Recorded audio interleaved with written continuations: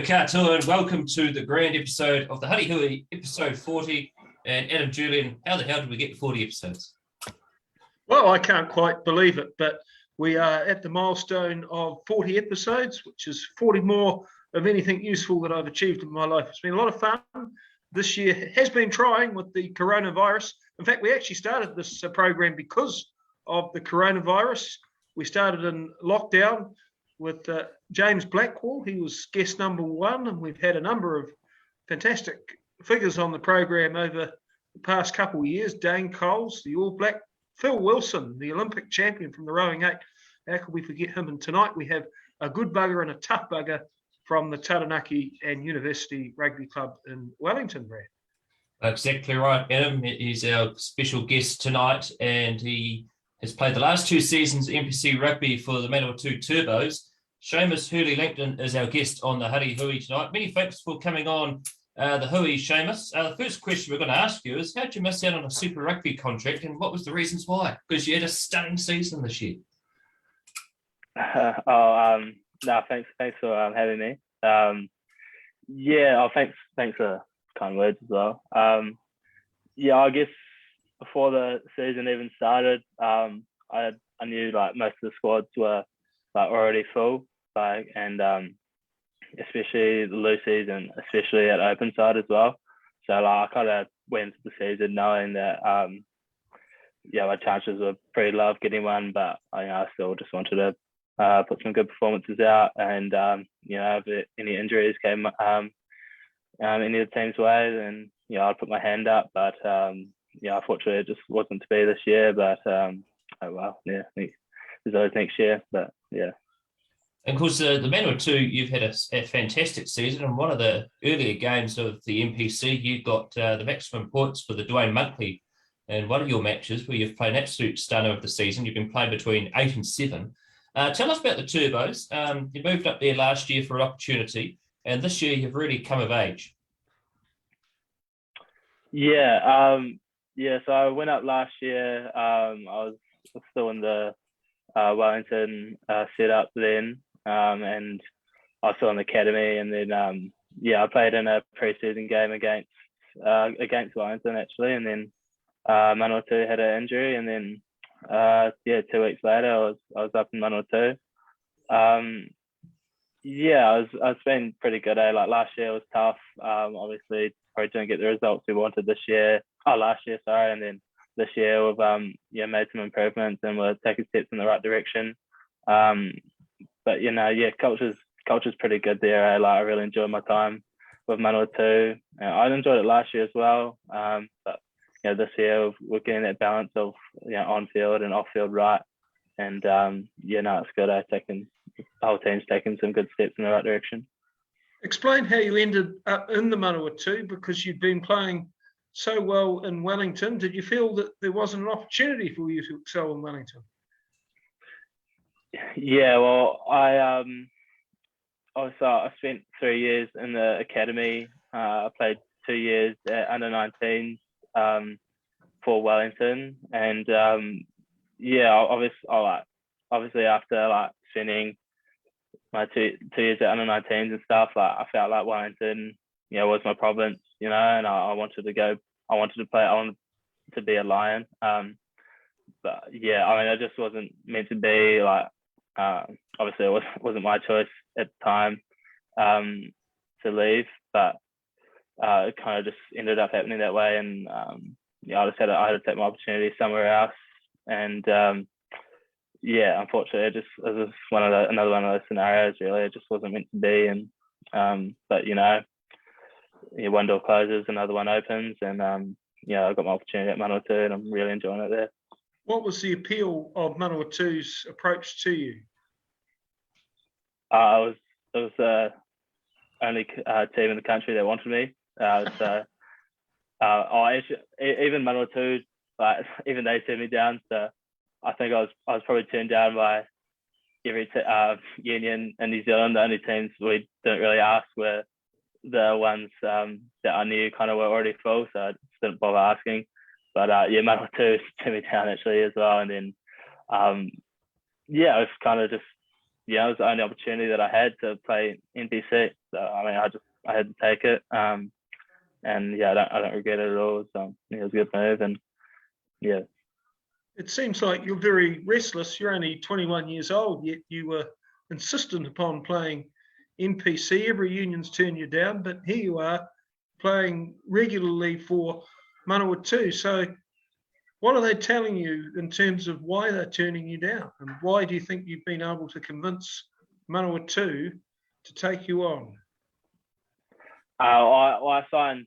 No teams were turning me down. I wasn't looking for any unions this year, obviously, because I signed to Manawatu last year.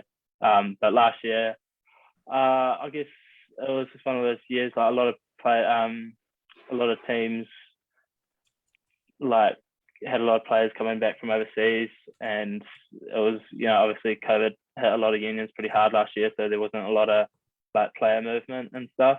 I guess, I don't know. They didn't really tell me why, like they didn't want me. It was more like they just couldn't take me, ODT was probably Wellington that said, it just wasn't, they just said, I probably had a few areas of my game that weren't really polished off, and they just said it wasn't to be last year, and so I just took my opportunity. Let's fast forward a little bit, Shamus. Why rugby in the first place? Tell us where you're from and what your sporting background is prior to professional rugby.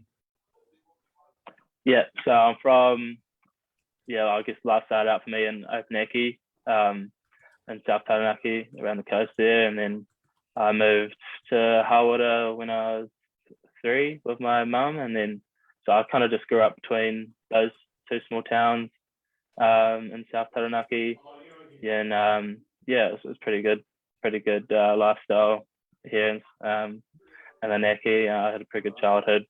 Got to like grow up on my dad's dairy farm that he's still on now, and then mum's she's a PE teacher, and she's currently deputy principal at Huddy High School. So pretty good childhood in Manawatu. And then I can't remember when I first started playing rugby. I think I started when I was 7.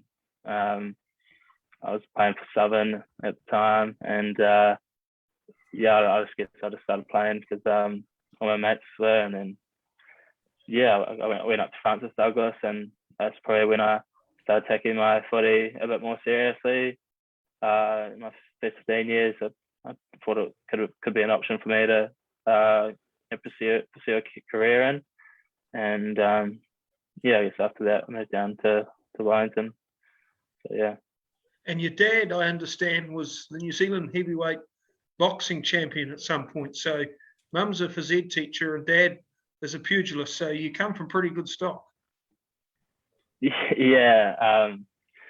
Dad was a good footy player as well. He played, I think he played like over 200 games for Coastal Club footy, and then I think he just retired from footy, and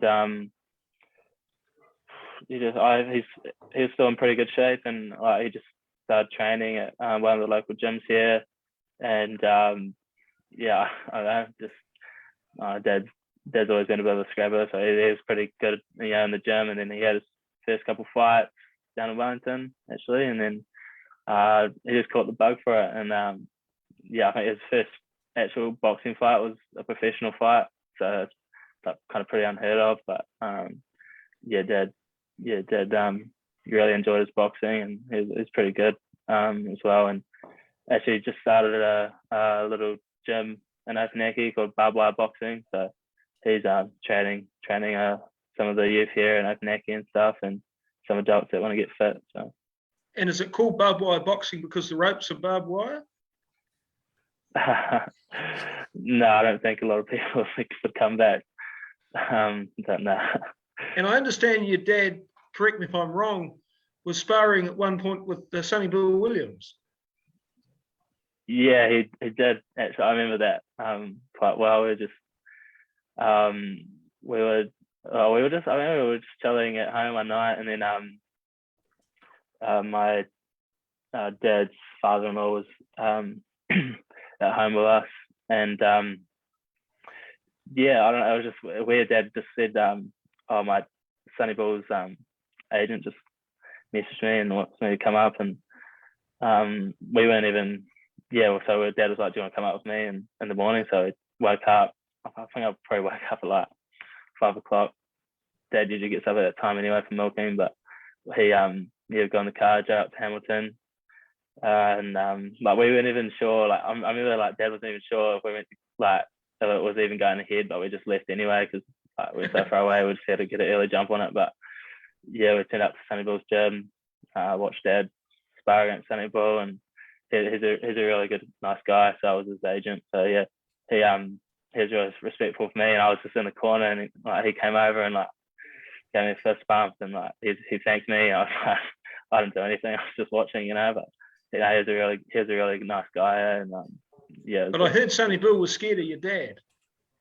I don't know about that.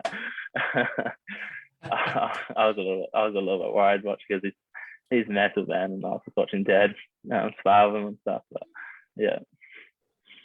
Oh, you're a product of Francis Douglas Memorial College. Many great players have come from there. Tell us about your time at Francis Douglas. Yeah, I was actually pretty close to going to Howard High School. My mum was there, obviously, but I had some cousins that went to Francis Douglas, and I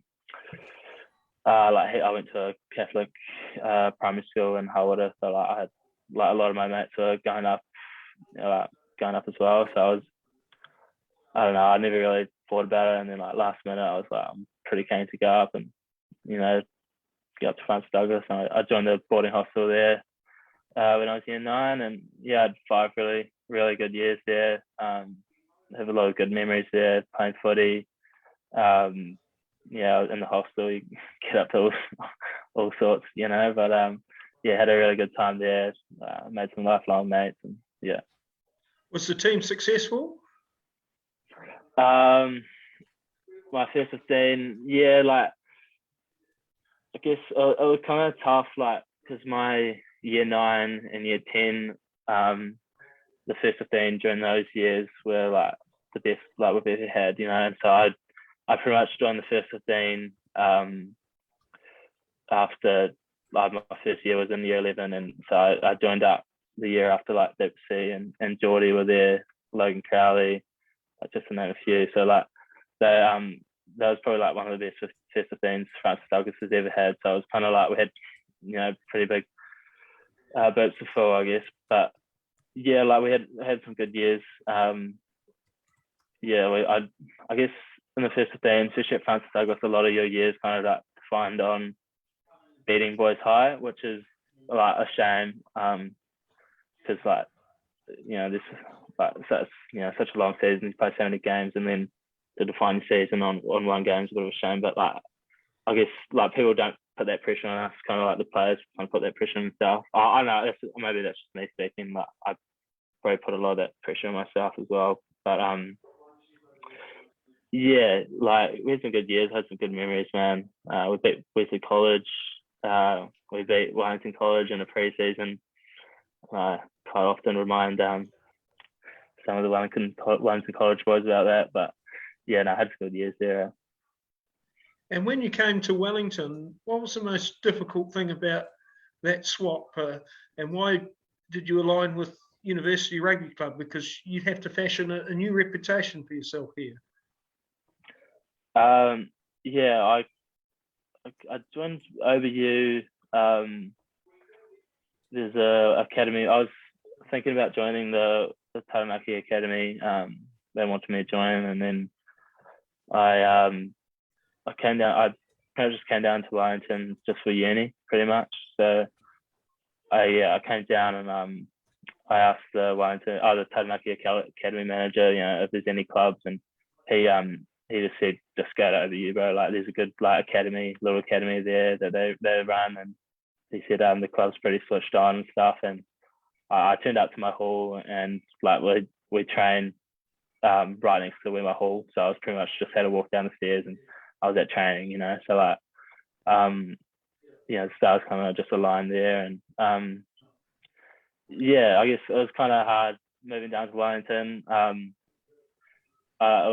was was a bit like different. I don't know, like it's Wellington's quite different to the where I come from. It's like small Taumaki towns, it was like, so it was a bit of a culture shock.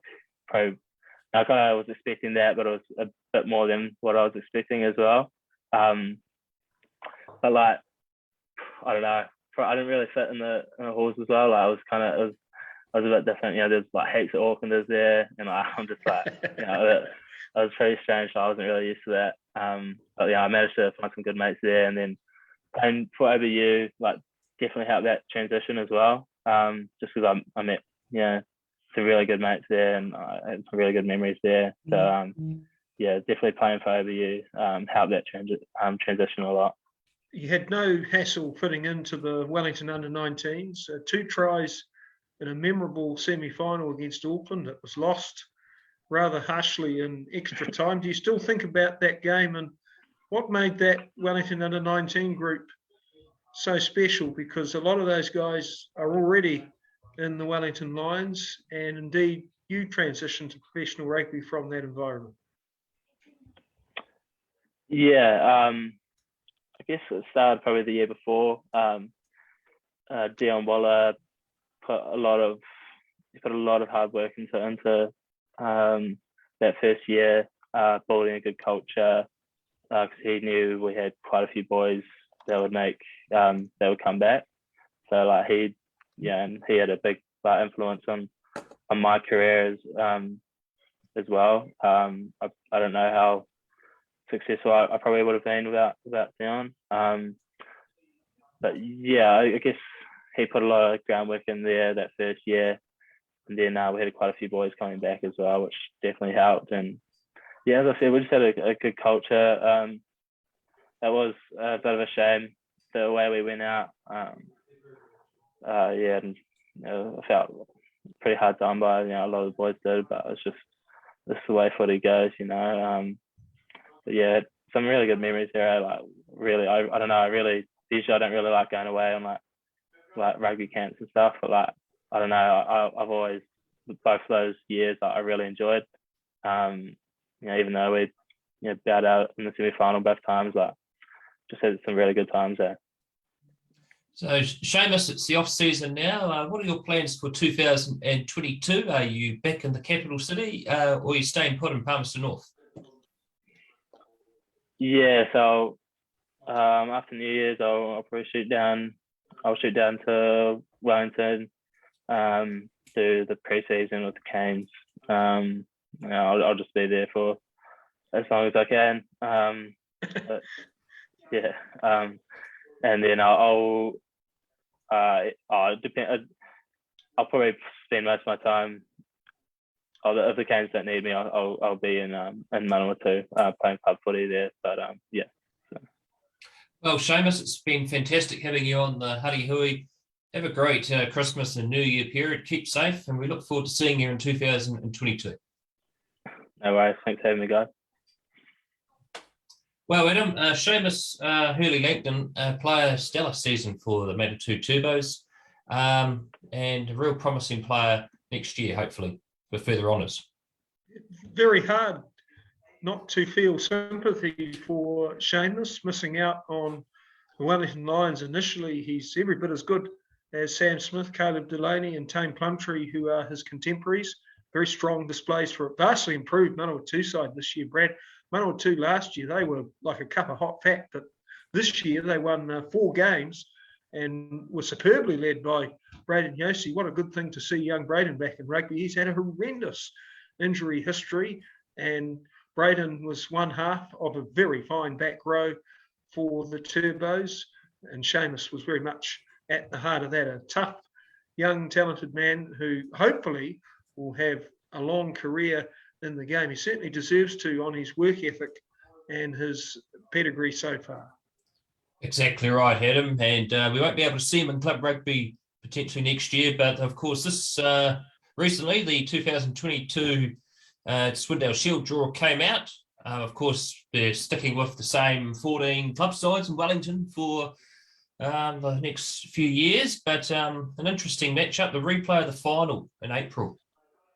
What a great way to begin a season 2, Brad. In fact, the final replay happened last year, and that was when Old Boys University, who Shamus played for that day, defeated Norths 18-0 on a dreary day at Jerry Collins Stadium in Porirua. This year, it will be Tawa and Marist St Pat's. Tawa, very strong display in the final and recruiting strongly in the off-season. Brad, they secured the services of Siali Lawaki, who's a very dynamic young prop out of St Pat's Town, recent recipient of the College Sport Wellington of the Year award. So that's a huge acquisition for Tawa. Beefy pack out there with the PJ Sheck, now a Wellington Lion in that setup. Emma Framanis, who was such an affable and humble guest on this show. Marist St Pat's, well, they were left reeling after the events of last year's final, but no doubt they'll assemble a competitive team. And recently they reappointed their coaching staff, spearheaded by Isaac Fianati, who actually did a really good job with the Wellington Pride this year. They had a disruptive season, but the Pride made the semi-finals. It was a real joy to witness their games. And Aisha Letiainga's 50th try for Wellington. And really, Aisha was one of my favourite guests on the show this year, Brad. And among the wreckage of a disastrous Black Ferns tour, how good was Aisha Letiainga? Oh, she was outstanding. And long may she continue. Of course, hopefully we'll have a Women's World Cup in New Zealand next year. Fingers crossed, all going very well. And be really looking forward to that and seeing Alicia Letiainga causing more havoc on the rugby field. Well, it is our 40th episode. And of course, we've started with the COVID pandemic and lockdowns, and we're going to finish with them on Friday. So this show's obviously a sign of things to come. Next 40 episodes, who knows what it's going to be. But of course, we've really had many highlights on the Huddy Hui over the last nearly 2 years. And what are some of your highlights? Well, I tell you, the biggest highlight is the fact that we've lasted longer than Poulty Towers and other television classics. So True. That is a very fine achievement, I guess. You can call it that. And really, the highlight is the cooperation of the individuals who come on the program and share their stories. We hope the people that do watch it, hello mum, enjoy what is provided. And also an extension of this show has been the opportunity to witness live sport. And we were in a privileged position this year, Brad, with the level 2 restrictions to be able to provide pictures and commentary for the various competitions around the region. And I thought the Premier 1 final this year between St Pat Silverstream and Scots down at the stadium was an extraordinary game. 36 all, real contrasted styles. Silverstream rushing out to that early 19-0 lead. Toby Crosby, 2 tries, slick outside backs, and then Scots with that enormous 4-pack coming back into the game. And Mia Tema Schmidt, their lock, scoring 2 tries to share that result. That was a magnificent day down at the stadium. The first 11 football final this year I enjoyed very much. That was between Wellington College and Scots. 3 times Wellington College were down, 3 times they rallied to win. So the highlight for me really of this show is maintaining the crucial social utility that sport provides. It's not an easy time out there at the moment with all this vaccine passport, mask, COVID nonsense, but the fact is that sport has a role to play even despite the restrictive environment that we live in. Well, you never know, Adam. There might be a Huddy Hui vaccine passport eventually. Who knows? But who we would ever know? It's ever a changing world as it is. Well, Adam, it's been fantastic as always having you on the Huddy Hui. Of course, you enjoyed a long time away on the East Coast. You got to see George Nepier's grave and all that, and got to enjoy all those freedoms that we enjoy in this country. But it's been a pleasure having you on as always, and we look forward to having you back on the Hui in 2022. I look forward to it, thanks. And that's all for the Huddy Hui live on Huddy Sports for 2021. Our 40th episode has come to an end, and it's been a real pleasure. Many thanks to our sponsor, Michael Pinfold, who has agreed to continue to support Adam and I next year on this Huddy Sports venture. And we're looking forward to bringing you some live sport next year, in particular, around April. That's when the Huddy Hui will return for 2022. Our 41st show will be then. In the meantime, have a fantastic summer, Christmas, New Year, and we'll see you later on. Ciao for now.